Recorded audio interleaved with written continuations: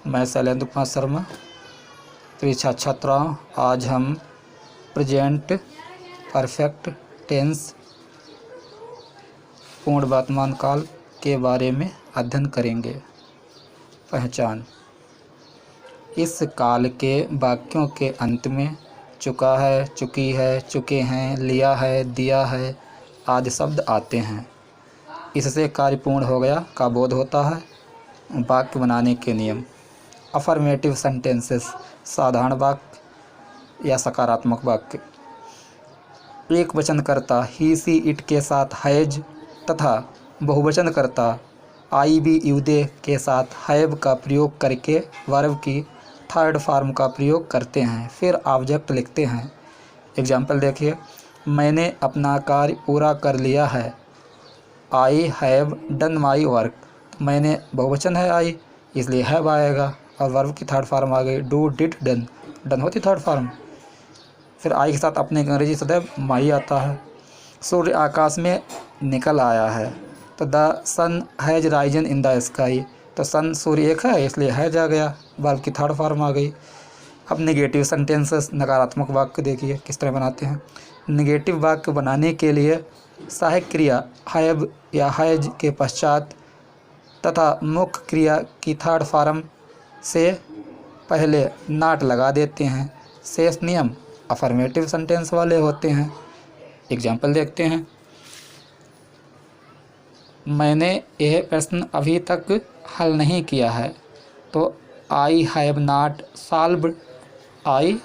Solved this question yet. उसने मुझे नहीं पीटा है। तो ही हैज़ नॉट बीटन मी। तो आपने देखा होगा कि हैज या हैव के बाद और वर्ब की थर्ड फॉर्म से पहले या मुख्य क्रिया से पहले तो हैज और मुख्य क्रिया के बीच में नॉट का प्रयोग किया जाता है। और नियम वही होते हैं जो अफर्मेटिव के होते हैं। इंट्रोगेटिव सेंटेंसेस देखिए।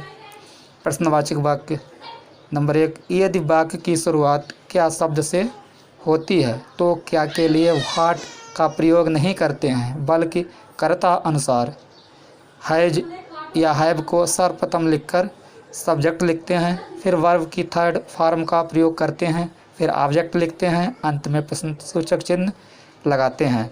एग्जाम्पल, क्या तुमने ये कार्य कर लिया है? तो have you done this work. क्या तुम्हारे मित्र ने मैच जीत लिया है? तो has your friend won the match. B type देखिए।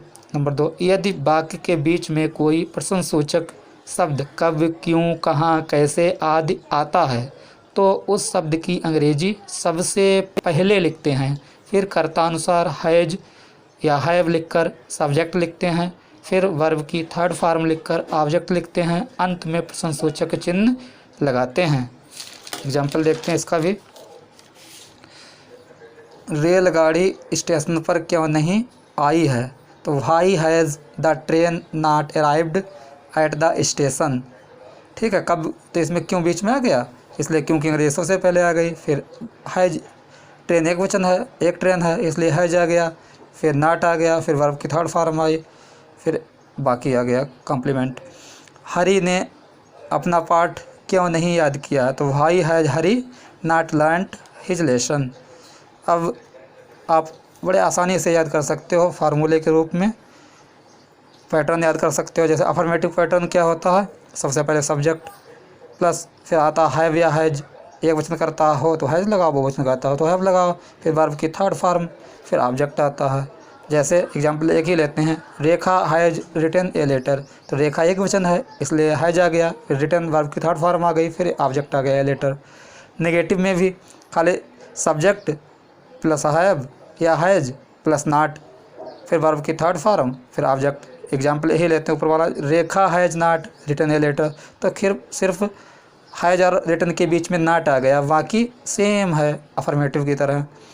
इसी तरह इंट्रोगेटिव सेंटेंस, तो हैज या हैव जब वाक्य की शुरुआत क्या शब्द से होती है उसके लिए हैज या हैव सबसे पहले लिखा जाता है, फिर सब्जेक्ट लिखा जाता है, फिर वर्ब की थर्ड फॉर्म आती है, फिर ऑब्जेक्ट आता है, लास्ट में इंट्रोगेटिव मार्क आता है। एग्जाम्पल देखते हैं, जैसे has Rekha written a letter. क्या रेखा एक पत्र लिख चुकी है? उसी तरह अगर बी वाला आता है जैसे क्वेश्चन वर्ड सबसे पहले आएगा, कब क्यों कहाँ कैसे, उसकी अंग्रेजी लिखो। फिर हैव या हैज आता है, फिर सब्जेक्ट आता है, फिर नॉट, फिर वर्ब की third form plus object plus interrogative mark. जैसे why has Rekha not written a letter, Rekha ने एक पत्र क्यों नहीं लिखा। ठीक है, तो इस तरह से आप याद कर सकते हो आसानी से। अब होमवर्क देख लीजिए। ट्रांसलेट इनटू इंग्लिश, अंग्रेजी में अनुवाद करना है। पहला है चंद्रमा आकाश में निकल आया है। दूसरा है तुम आज काफ़ी सो चुके हो। तीसरा है हमने अभी तक खाना नहीं खाया है। चौथा, उसने अभी तक अपना पाठ याद नहीं किया है। पाँचवा है क्या तुम्हारे भाई ने उपन्यास पढ़ लिया है। छठा, क्या तुम्हारे पिताजी ने प्रधानाचार्य को प्रार्थना पत्र नहीं दिया है। सातवां, उसने मेरी घड़ी कहाँ रख दी है। आठवां है मास्टर साहब ने आज हाजिरी क्यों नहीं ली है। धन्यवाद। आप जो होमवर्क दिया है इसे मेरे व्हाट्सएप पर भेज सकते हैं और चेक करवा सकते हैं। धन्यवाद।